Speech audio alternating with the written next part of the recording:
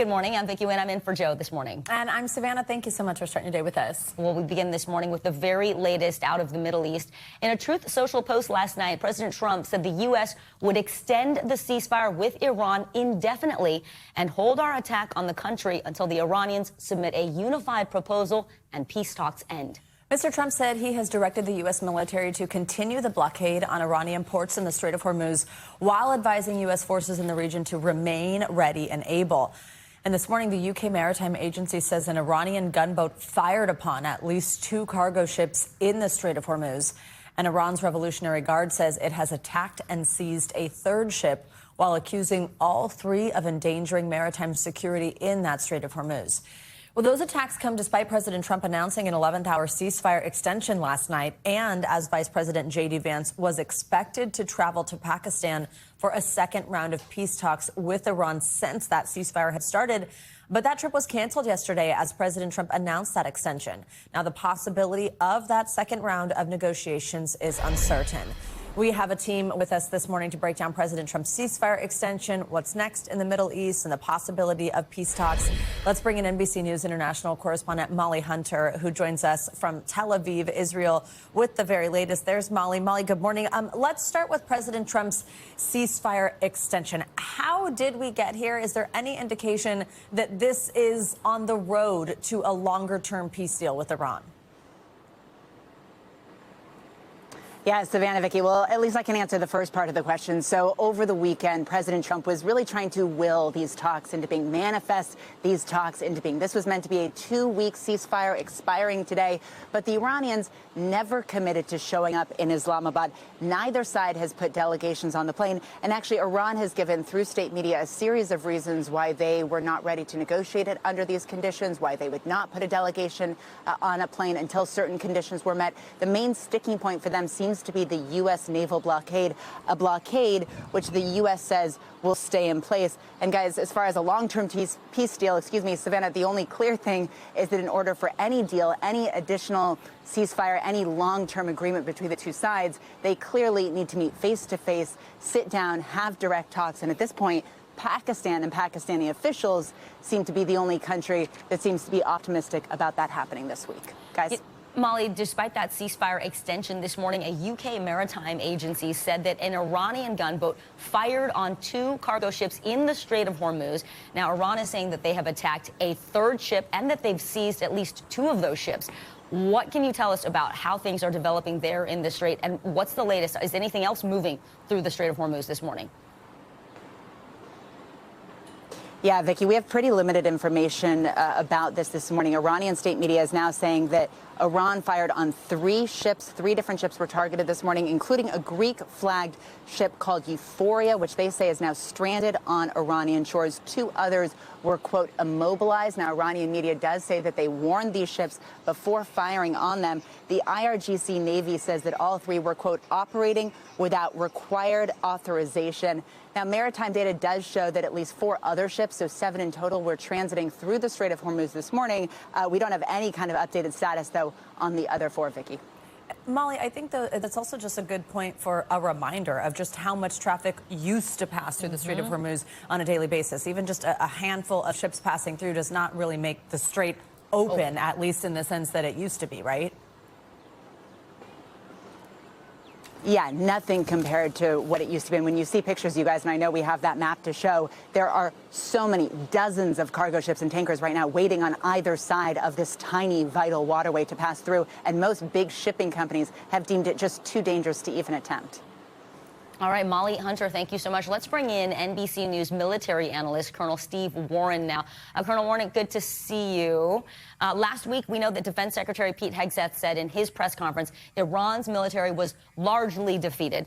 But in a recent statement to lawmakers from the Pentagon's internal intelligence agency, a very different story. It's saying that Iran retains thousands of missiles and one-way attack drones. How big of a threat is that to the U.S. and the partner forces that are now in the region? Well, it's a legitimate threat, right? It's the same threat that has already claimed the lives of 13 American service members in this conflict, right? So the threat is the Iranian capability may be reduced, but their ability to threaten U.S. and partner forces remains clearly based on, this fabulous reporting from our own Courtney Kube here at NBC, as well as what we've read from the Defense Intelligence Agency. The Iranians still maintain the ability to attack both our partner forces, U.S. forces, and now what we've just now heard, commercial shipping in the Strait. So a separate internal Trump administration intelligence assessment had said that more than half of Iran's Air Force, more than half of its specialized Navy vessels remained intact. That information is according to 3 U.S. officials that are familiar with that assessment. But we've carried here on this show these assessments, these updates from the Secretary of Defense, Pete Hegseth, saying that Iran's Air Force was wiped out, that its Navy was at the bottom of the sea. Why are we getting such conflicting reports from the Pentagon? And why is that a concern if we're unable to really put a pin in what Iran's current military capabilities are? Right. It is a problem. And, I always focus more on what we hear from the commander of Central Command, Admiral Brad Cooper, and the chairman of the Joint Chiefs. These are military officers who do not have a political base that they have to worry about. They try their very best, and I think generally successfully, to avoid politics. They simply want to explain what's happening in as clear of terms as possible. What we hear from the secretary and from the political leadership of both the Pentagon and in the White House is a different story, and it's politically motivated. So I always try to listen to what we hear from the chairman and the commanders, and they'll give us a slightly better assessment. And what they have said repeatedly, they use a lot softer language like degraded, largely degraded, words like that. But we haven't heard them say, hey, the Air Force is wiped out, the Navy is gone. We haven't heard that from the military leadership.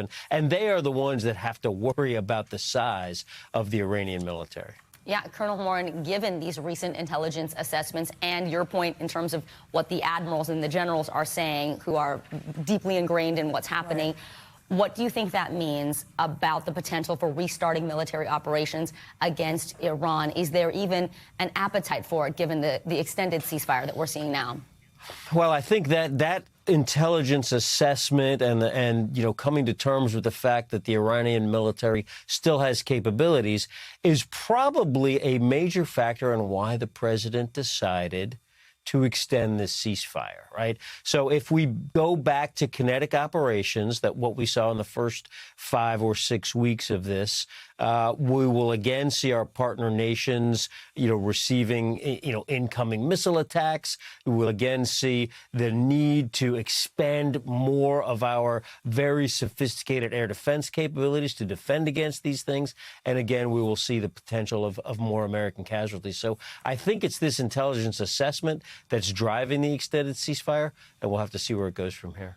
Colonel Warren, let's also talk about this activity in the Strait of Hormuz. So you have the president directing that the U.S. forces continue their blockade on the Strait of Hormuz. But then this morning, we're hearing from that U.K. agency that an Iranian gunboat fired upon 2 cargo ships in the Strait. A 3rd ship was seized, according to Iran's Revolutionary Guard. Just explain how tense the situation is there and how much this has become this linchpin of this war.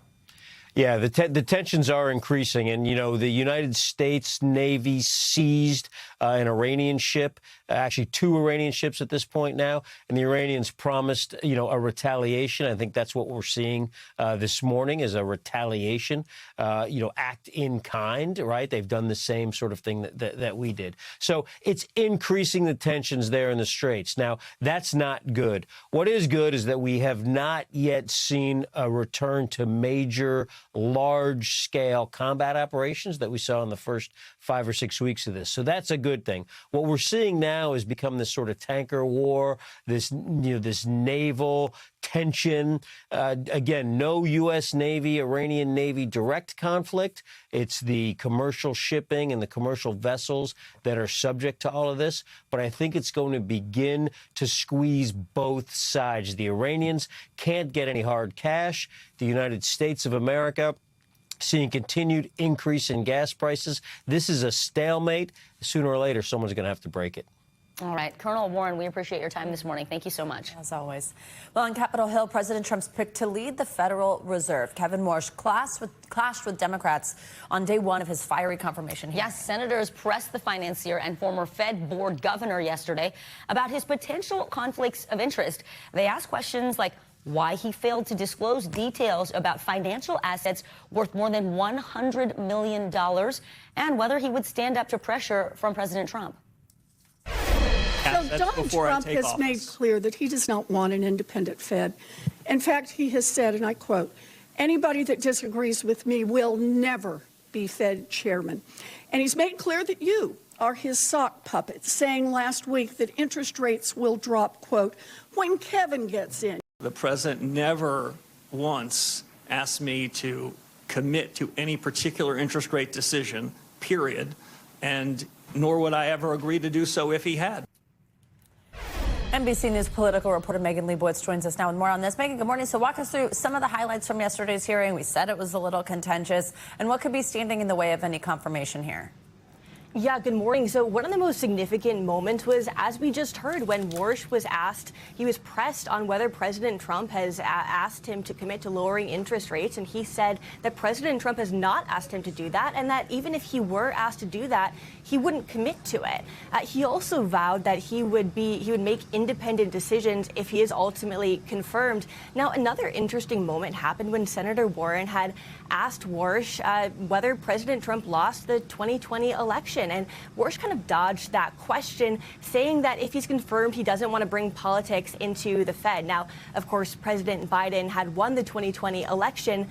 Moving forward as well, perhaps the biggest hurdle that he faces is actually from Republican Senator Tom Tillis, who has vowed to oppose President Trump's nominees until the Justice Department drops an investigation into the Fed, which Fed Chair Jerome Powell has said is about renovations to Federal Reserve office buildings. But the Fed chair has also called that a pretext, saying that this is actually about pressure from the administration in order to get the Fed to lower interest rates further. So that's the biggest challenge for Warsh moving forward, and we're yet to see Tillis seem to budge on that at all.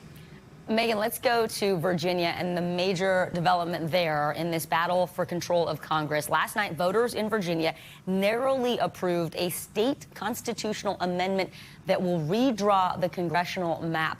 How much of a boost does this give Democrats now in the midterm elections coming in November?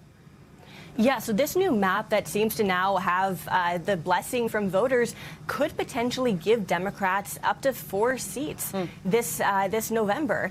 Now, as you saw earlier, it was a pretty narrow margin with the yes votes, only a couple of percentage points higher than the no votes. But, this could ultimately leave Republicans with only one solidly red seat in the House for the state of Virginia. So right now, there are 6 Democrats in the House representing Virginia and 5 Republicans. Now, that could ultimately leave Republicans with just potentially 1 seat moving forward. Now, just to step back here and give you guys some more context, remember, this was set off when President Trump had encouraged states that are led by Republicans to push forward these new maps in order to give Republicans an advantage in the midterm elections. Now, Democrats have then responded to that by trying to push forward redistricting efforts of their own in an effort to balance out some of these potential Republican gains. But, redrawing maps is one thing, and now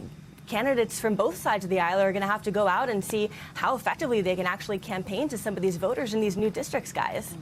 It's going to be big news. Megan, before we let you go, another shakeup in Congress I want to ask you about. Democratic Representative Sheila Shurfless McCormick of Florida. She resigned yesterday. This happened just minutes before the House Ethics Committee was set to hold a hearing on whether she should be expelled from Congress. She's now actually the 3rd lawmaker in the House to resign in the past week. What is she accused of? Walk us through the timing there. Yeah, so another big shakeup in the House. So she's been accused of stealing federal relief funds and using some of that money for her campaign. Now, she's denied allegations, and she's facing a criminal probe as well that's expected to go to trial next year. She's pleaded not guilty in that too. But I want to read to you a little bit about what she said about this. She wrote, "By going forward with this process while a criminal indictment is pending, the committee prevented me from defending myself. I will not stand by and and pretend that this has been anything other than a witch hunt. Now, as you mentioned, this announcement came really just moments before the House Ethics Committee was set to consider whether she should be expelled from Congress. The Ethics Committee had previously found her guilty of violating 25 ethics violations as well. So this came just moments before, so she really was able to avoid that by this timing of this decision. But as you mentioned, this is just yet another big shakeup in the House after 2 major resignations last week, guys. All right, Megan Leibowitz covering a lot for us. Thank you so much.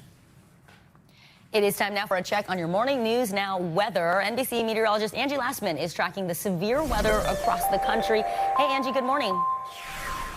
Hey there, guys. Good morning. We, over the next couple of days, are going to continue kind of tracking this system that's going to bring us some bumpy weather in some spots. Here's a look at tomorrow. That afternoon severe weather risk anywhere from Texas to Kansas into the second half of the day, and we'll have all the threats on the table. So we'll still be looking at a large hail, some strong winds, and a couple of tornadoes. Notice there's some additional rain across parts of the Midwest and stretching down across the south here as we get into your Friday. More of those showers centered across the Great Lakes, and again, still a risk for severe weather from Tennessee to Texas. This is kind of the pattern that we're in. By the time we get into the weekend, the East Coast seeing most of that rain, and we're going to need the umbrellas, especially for the first half of the day. We'll see, again, some chances for stronger storms to develop across parts of the southern central plains, but not quite as widespread of severe weather as what we've been expecting over the past couple of days. When it comes to the rainfall, anywhere from an inch to maybe an inch and a quarter here up across parts of the Midwest.